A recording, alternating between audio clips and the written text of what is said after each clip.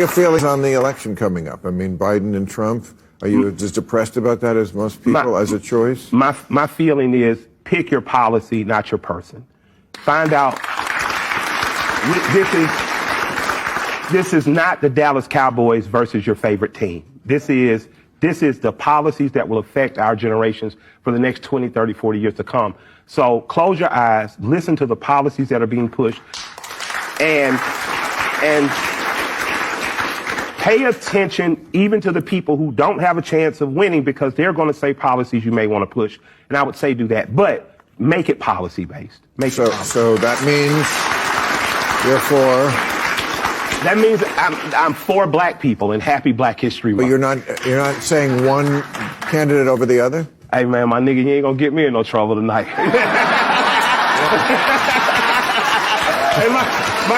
No, that's your job with me, to get me in trouble. My grandfather gave me some stellar advice sometimes. He said, son, sometimes you just got to know to stay out of white folks' business.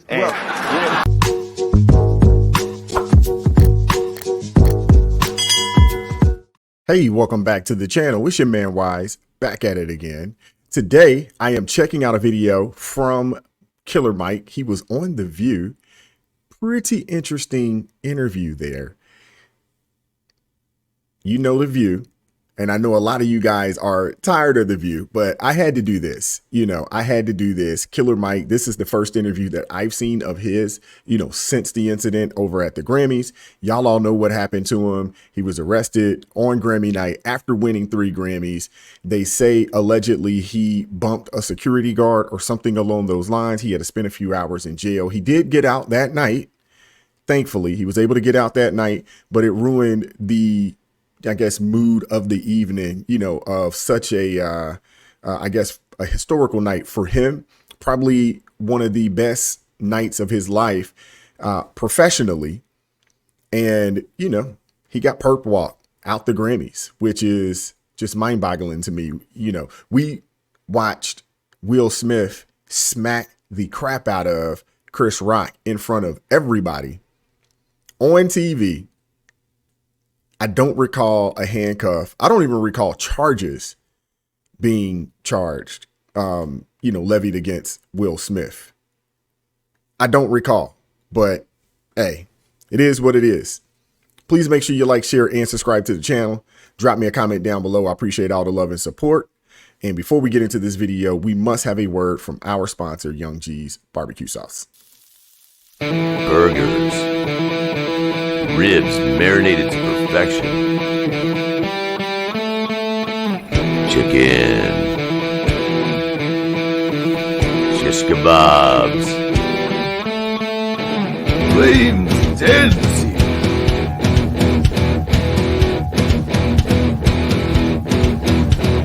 Young G's Barbecue Sauce.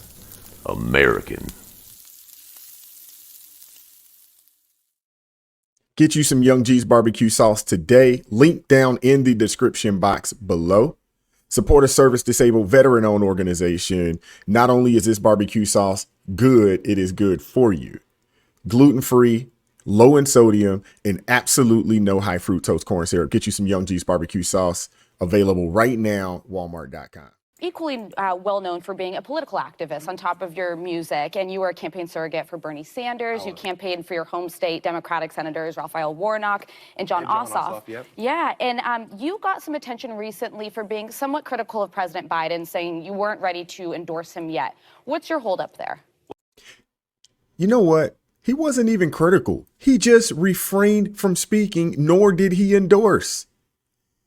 I didn't hear anything critical come out of his mouth about President Joe Biden. He just refused to endorse him.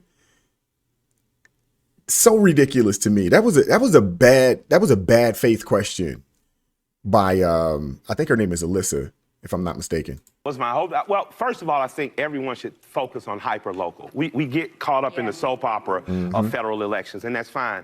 But if you are concerned with the federal election, you don't know who your city council or your wardsman is, you don't know who your mayor is, and you don't have a good list of state representatives or governor, then you're just a part of whoever wins the Super Bowl or fanfare. So 100% correct. I've mentioned that in a multitude of other videos, out there. And yes, the national election is important, but the local elections, those elections are the elections that affect your life on a day-to-day basis. Like he mentioned, who your mayor is, your representatives, not only on the national level, but also your state representatives, your state senators. If you live in a county, the folks that are being elected to your county school board, the folks that are being elected to your, state commission, those elections, in my opinion, they're more important than the national elections that are out there. Not to say that the national election isn't important, because it is, but those local elections, they affect your life a whole lot more on a day-to-day basis.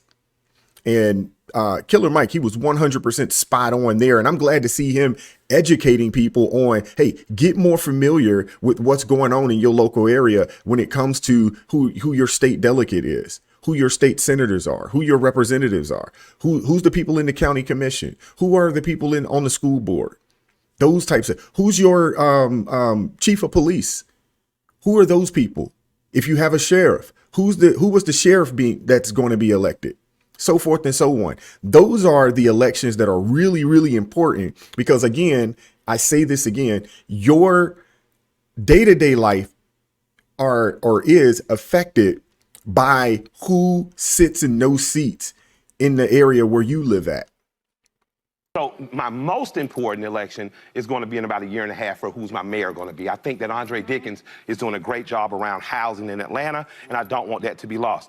Even though we have a Republican governor, Brian Kemp, I have a good relationship with him. I like what he's done in terms of Georgia business. We've been leading business amongst all states for the last 10 years, and he brought back the Hope Scholarship and expanded it. So if you're a kid in Georgia, you're poor, you got a B average, you can go to college for free or trade school. So in my community, girls are going to college, but boys don't have anywhere to go, and they're not choosing to. In my community, I have a push for trades. That's why I support organizations like Georgia Youth Build. I support organizations like Next Level Boys Academy, because they usher our boys. I need my daughters to be able to marry somebody. Right. I agree with him 100% on that too. The trades are huge, and there is a shortage of tradesmen. A lot of the guys that are in the trades, they're older. When you look at who your plumbers, your electricians, your general contractors out there, those guys that are, moving those cranes, those guys that are working those bobcats, that's an older generation of men typically in those positions, and they're trying to get younger. I was at a networking event. It's been a little while, maybe a couple years back, and I was sitting next to a brother who's a general contractor, and he out of his mouth said, we can't find enough young people interested in the trades. In high schools, in the schools in general, they push college big. They really, really push college. And I don't knock college. I'm a college graduate myself. I don't knock it, but everybody isn't a college bound person. And there are people that are in the trades, these blue collar positions, that are making really good money. One of my good friends is a construction worker, has a trade, and that dude's, making well over 100 grand. Those are the types of things that we need to be promoting to our boys, and honestly, to some of our young ladies as well. We need young people interested in the trades. I'm not knocking college at all. I think if you want to be anything in the healthcare arena, you want to get into technology, you want to get into business, sales, finance, college is necessary. The problem with college is you get a lot of people that are going to college, taking on debt and they're getting degrees that don't pay well. You get a bachelor's degree in psychology, sociology, and you don't plan on being a psychologist. You don't plan on being a sociologist. You get into, social work and or get a bachelor's in sociology. And now, I want to be a social worker. I've heard a couple people say that to me. And I'm like, social workers, no knock to them. God bless them. They don't typically make money, though. And you want to if you're going to get a degree, and when you take on this debt, most people don't look at it as, okay, I'm taking on a debt. This is the investment. How can I get my return on said investment and pay the debt back?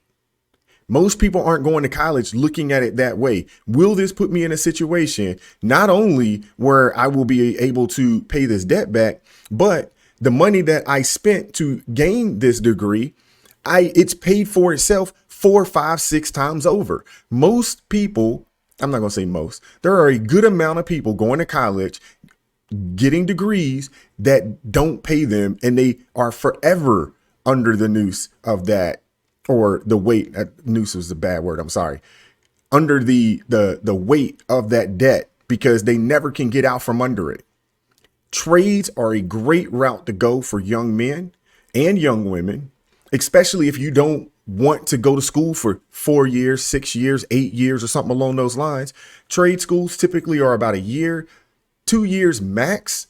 And then there's an apprenticeship program, and then you're off to the races from there. And the one other beautiful thing about the trades are most of your trades, they can turn into small businesses. If you're an electrician, you can start your own electrician's company. If you're a plumber, you become a master plumber. You start your own plumbing business. There are opportunities in the trades to turn your skill set into a business.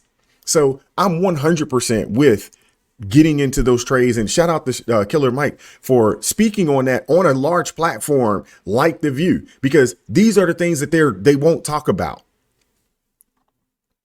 So, and even in that case, I have said, okay, this governor's doing a good job. In terms of nationally, I'm just kind of doing what my grandfather said, staying out of white folks' business and watching what happens. You know, I'm going to see what happens. If there's a candidate that pops up around September, October that needs a push that's really, and policy-wise is good for us, going to jump up. But for right now, I just don't want to be involved in the soap opera because I'm much too concerned about what's going on in Atlanta on a hyper-local level. That's so important. And I don't agree with that statement of staying out of white folks' business, because America, this country, it's all of our business, you know, and I think we all have a role to play in this country. Although I do support, you know, his thoughts on I'm more focused, or I'm hyper focused on what's happening in the local area where I live at. And that's how most of us should look at things. Yes, we should concern ourselves with what's going on at the border. We should concern ourselves with what's going on with our military. And we should definitely concern ourselves with what's going on a national level. But our focus we should be hyper focused on what's going on locally in the city, town, county, state that you live in. Just saying. You lost me a little bit with your support of Kemp, but let me tell you this. Not support of some of Kemp. his policies. I mean, that's some misinformation. You cannot like me, but don't lie on me. I saw someone I really respect, a black woman who's a commentator. So you don't support him, and you she like said, his policies. Well, I support Some specific ones he named. Beyond that, he's the governor of my state, so I have to be involved with him because I can't divorce myself. But let me say this. If you criticize someone, don't lie. Don't say I didn't support Abrams, because I did. Mm-hmm. Don't say that I don't support Democrats, because I've helped get 3 Democratic mayors elected. I've helped get 2 state representatives elected. But if someone is in the king's seat, I'm not going to not have dinner with the king on behalf of my people. I have to do that. Let me just point some of Biden. That is the difference between most Democrats and Killer Mike. Most Democrats will see a Republican in a seat and they say, we're not talking to him. Do you remember when Ice Cube had the the contract with Black America, and they got upset with him for saying a very similar thing to what Killer Mike just said? Donald Trump's the president. He's the guy I need to be talking to. Governor Kemp is the governor down in Georgia. He is the guy I need to be talking to right now. I can't be in a situation where I wait 4 years and we hope we get a daggone Democrat governor in the state of Georgia. Although I was completely against Stacey Abrams. I wouldn't dare support Stacey Abrams at all. So I'm not siding with Killer Mike. I'm just saying I understand his point of view. Yes, Governor Kemp is in the office right now. He's a Republican. I need to go and have conversations with him because he is the guy in charge that can get things done in the state that I live in. And when you look at the fact that she felt like he shouldn't be able to support the state Governor Kemp when he's going to go down the list, but Governor Kemp has been great for the state of Georgia. He has been great for the state of Georgia. Look at the job growth. Look at the amount of companies that have moved into Georgia. He's been great for the state of Georgia. And anybody that says otherwise, they're lying. achievements out for the black community, right? The lowest black unemployment rate on record, lowest gap between black and white unemployment on record. We gotta give them a clap. Black wealth is up by 60% relative to pre-pandemic, the largest increase on record. Has helped 8 million renters and their families stay in their home, over 40% of whom were black, and the largest effects in majority black neighborhoods like yours. Delivered investment of over $7 billion to support HBCUs. Put $1 billion into Head Start. Whoopi's gonna like that. A program where more than 28% of children and pregnant women who benefit and identify as black. So those are Biden's accomplishments in the black community. Okay? Kamala Harris. That was a white woman said that too now. Shouts out, that's an ally. Right? Obviously, we know that Kamala Harris was a token. She hasn't done anything well. Her being the VP has been a complete disaster. Now let's talk about those stats that she rattled off real fast. What she failed to mention is 3.3 million illegal immigrants have invaded our borders since he, took seat in that office, in the Oval Office. Now, I will give him that. Jobs are up. Jobs are up. He's added 13.2 million jobs. This is under Biden, President Biden. Inflation, though. Inflation has spiked to the highest levels in over 40 years. 40 years since Biden has been in office. Listen to this, y'all. Consumer prices are up 18%. Gasoline is up 29%. And at one point over the summer, gas was up over 50%. That affects everybody. Now, when it comes to the black wealth, it is definitely up. But when you look at it on a week-to-week basis, says it right here, earnings did rise up by about 12%. But when you adjust for inflation, weekly earnings, this is what people make in their paychecks. This is what people earn in their paychecks. Weekly earnings are down 3.4%. Now, the unemployment rate is low.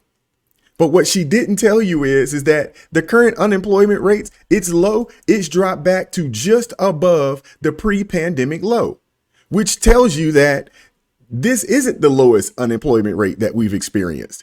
We experienced the lowest unemployment rate under Donald Trump. And these are just facts that I went and researched my daggone self. So unemployment rate has dropped back to just above the pre-pandemic low when the economy was booming like no other. Right now, consumer confidence is down 6.4%. And refugee admissions are up 38.5%. Y'all can go do the research. Y'all can go look this information up. It's out there. Now, when it comes to the money that was given to HBCUs, we all know that when President Trump was in office, there was a bill. It was a bipartisan bill. They had to fight tooth and nail to get that in, but they did get a bill in. It did provide $250 million to historically black colleges and universities, along with a large number of institutions receiving what they would consider large shares of, I'm sorry, disregard that. So the crazy thing is what she didn't tell you too is prior to that, a majority Democrat-led Congress failed to renew the bill that would have restored the $255 million in annual funding. So they let that lapse. And Trump basically went in and he signed a bill that basically gave them money in perpetuity. So this new bill that came in, just to give y'all a little bit of history real fast. Back in 1861, there was a senator. His name was Justin Morrill out of Vermont. He was one of the founders of the Republican Party. Way back when, just give y'all a little bit of y'all can all this information I'm giving you, you can go and look this up. He is the one that introduced a bill to educate the American workforce back then. He also implemented the Second Morrill Act, which basically it helped to put out the caveat that stated that states could not receive funds to support a college that made a distinction between race and color in admitting students. Basically meaning that if you take our federal money, you can't disqualify a minority individual, whether he's black or Native American or whatever the case may be at that time, you can't disqualify that person from attending your school. Now, in the South, there was an exception that in the South, they could maintain their separate but equal rules, but they still had to make sure that they gave money to these schools. So in all actuality, what happened is that Democrat governors caused a disparity in funding from the daggone beginning. You can go and look this information up. It says that he sent the letter to 16 governors. You can go look this information up. So giving the money that they just gave, which is phenomenal, and I'm not knocking it, and shout out to Biden for doing it. This might be one of the better things that he's done in his administration, is that he basically righted the wrong that was perpetrated by the Democrat Party almost 100 years ago. I'm just saying. Let's keep the video going. Ketanji. So I hope you'll consider that, but some polls are suggesting. Let's not talk about Ketanji Brown Jackson. Let's not talk about her. I'm not even going to go down that rabbit hole right there. That video will be 45 minutes. Suggesting that there's been a rise in black voters supporting Trump. Do you believe these polls, and what policies that are important to black men are being addressed by the GOP? Well, I only got the short time to answer that. Yeah, I'll give you this. I'll give the Democrats this. Black people, especially black men in the South, are afraid.